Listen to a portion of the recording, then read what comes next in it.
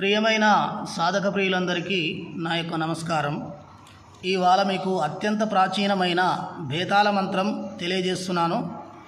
ఈ మంత్రంతో ఎదురు వచ్చిన రోగికి భూత ప్రేత పిశాచగ్రస్తుడై ఉన్న ఇంకా మరే ఎటువంటి గ్రహాలు కానీ ఎటువంటి శక్తులు కానీ కాటేరులు కానీ అది ఎంత పెద్ద శక్తి కానీ ఆవరించినా కానీ ఈ భేతాల మంత్రంతో తొలగించడం అనేది చేయవచ్చు.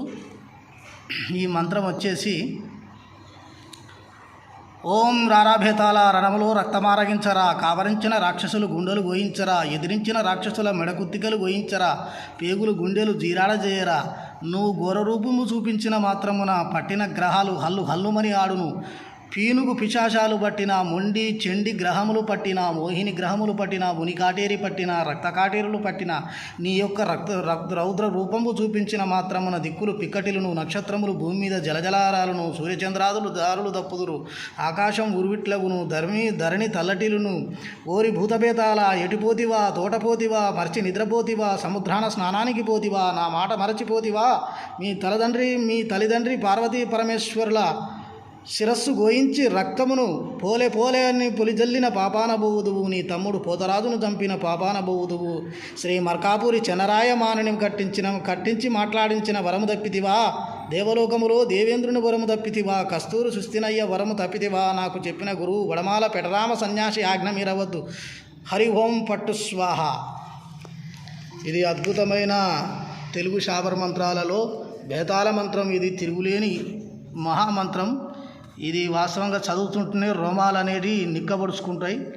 అంత అద్భుతమైన భేతాల మంత్రం ఇది.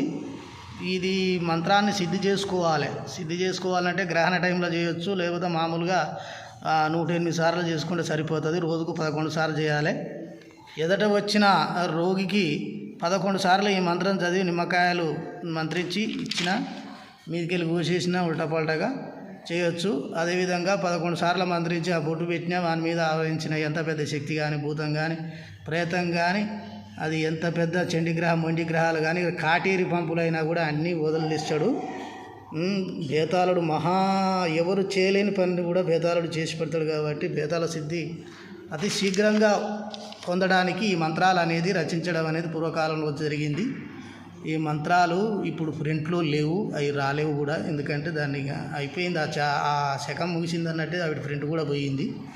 అలా కాకుండా నేను అత్యంత ప్రాచీనమైన పుస్తకాల నుంచి తీసి రాసి దాని వివరణగా నేను మీకు చెప్పడం జరుగుతుంది. కాబట్టి మీకు ఎవరికి ఏ మంత్రం రుణం ఉన్నదో కాబట్టి ఆ మంత్రాలను ఇస్తున్నాను.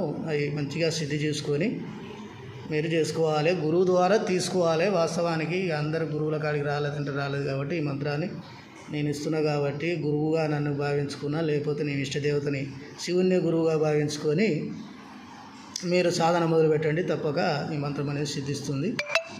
కాబట్టి మీరందరూ దీన్ని ఉపయోగించుకోండి. ఆ విధంగానే ఈ భేతాల మంత్రం చదివి ఈ యొక్క యంత్రం ఇస్తున్నా, ఈ యంత్రాన్ని రాసి కట్టాలి. మంచిగా భుజపత్రం మీద కానీ రాయిరేఖ మీద కానీ తెల్లటి కాగితం మీద కానీ మంచిగా రాసి కట్టి దాన్ని మనసుపెట్టి మంచిగా తాయెత్తులు పెట్టి ఆ మంత్రం చదివి ఈ యంత్రం కడితే అది ఎంత పెద్ద శక్తి కానీ పోతుంది. కాబట్టి సాధక ప్రియులారా మీరందరూ ఈ మంత్రాన్ని ఉపయోగించుకుంటారని మనవి. అలాగనే నా ఛానల్ని సబ్స్క్రైబ్ చేయవలసిందిగా మనవి.